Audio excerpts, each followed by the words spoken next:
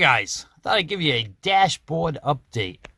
I decided to put my Anytone Quad 6 in the car. I was using this as my base station radio, but since I got that Radioddity QT60, that radio is, I love that radio, and it's a better base station radio than this one, in my opinion. So this one needed a new place to live. I had my Lincoln 2 Plus in here, but this radio is way better than that one. So this replaced the Lincoln. This radio, I don't need an amplifier for it. It's 60 watt output. That's plenty in the car. I mean, I'm not trying to reach around the world with this thing. It's just communication while driving. The dashboard on my Jeep, well, this poor dashboard. This old work truck has had a lot of radios mounted in that dash. It's pretty cut up. So these days I just make up just a cheap, basic sheet metal bracket. When I cut out the hole for the radio, I fold the metal back to the sides and then mount the radio right to those tabs. And then this whole face of this whole thing gets mounted right to the dashboard. Shouldn't be hitting the radio with that thing. But you get the screws right here. So in the future, when I want to swap out this radio again, because we all know I'm gonna, it's just those 4 screws. Take those 4 screws off, make up my plate for the new radio that'll go in, and be on my way. But I don't see me taking this one out for a while. Look how well that thing's working. The RF gain is up all the way. And look at it. It's dead quiet. No noise. We'll go down to 38 so you can see that it does work. Look, even on 38. Wait for that volume thing to go away. Look at the meter. No noise. None of the big boys are in there anymore. There was just a bunch of guys from Arizona coming in. And the RF gain is all the way up. I have never seen the receive on this radio so quiet. Everybody says they have a really noisy receiver. Well, you can't really tell that in my car. Even with the engine running. Watch. Let me start the car up. Car is running now. Look at when nobody's talking. There is no noise.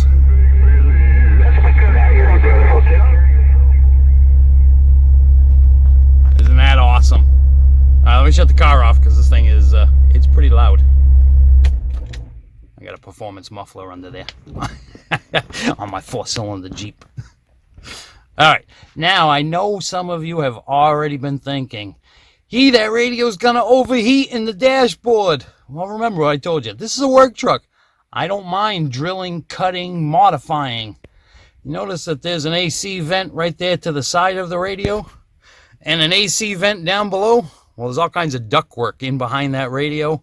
I drilled some strategically placed holes that blow right onto the back of the radio. So if I have the air conditioner on or the vent on, it is getting good airflow across the heat sink on the back of the radio. It's going to run cooler inside the dashboard than it would under the dash or anywhere else. That is the coolest spot in the car for the radio. It's going to live a nice, long, comfortable, cool life. All right, did I forget anything? I don't think so. Let me show you what I put for an antenna on this. I think most of you have seen what I have for an antenna on the car, but let me show it to you again. And it'll also give you, it's probably about a good 2-year update now that since I put that ball mount up on the roof. All right, let me go in the back of the car and I'll show you that antenna mount. All right, I'm in the cargo area now, and I'm showing you the base of the antenna. We don't have a headliner in the car, in the work truck, so we can get a good, nice look at this thing.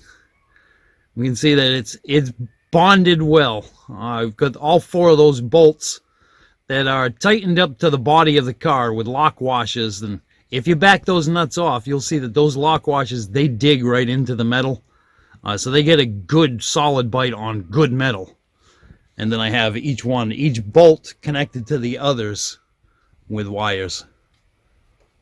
And then the center conductor of the coax, well, I just have it sandwiched in there in between a couple of washers on the end of the shaft. But I love my little daylight halo. See that? Because of the plexiglass. It goes all the way around. All right, let's go topside and I'll show you what's up there. Alright, well, this setup has been out here for, over 2 years now. As you can see, even the stainless steel bolt on that ball is getting kind of rusty. But the plexiglass has held up well.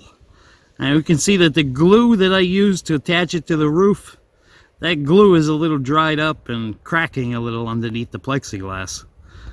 But that plastic itself is still in good shape. And some of the mounting bolts are getting rusty up top here. I may have to do a little bit of a touch-up on that thing and put a little bit of, clean up those bolts and put some paint on them. Those galvanized too. Oh well. The antenna, I used to have a 102 on this, and as you can see, that plexiglass, no cracks in it. I had a 102-inch whip on here for a little over a year. And whew, man, that thing hit everything in sight. So I put this antenna on. Let me go around to the back of the car and I'll show you this antenna. So this antenna is, just about half the height of the 102. This one I think measures 54 inches tall. This thing kicks ass though. It will damn near keep up with the 102 for both receive and transmit. And you can see I've hit some stuff already. It's got a little bit of a bend up in the top. But it does well. It's a piece together contraption. It's got a great tune and it works really well. Let me go inside. I'll show you what the tune is on this. Alright, check it out. I got the radio on channel 47. I'm going to key up the microphone. 1.0. that antenna, not only does it work well, it tuned in well too. Alright guys, that's the update on, that's my dashboard update. The new radio for the work truck. Alright guys, I'll catch you next time. Thanks for watching.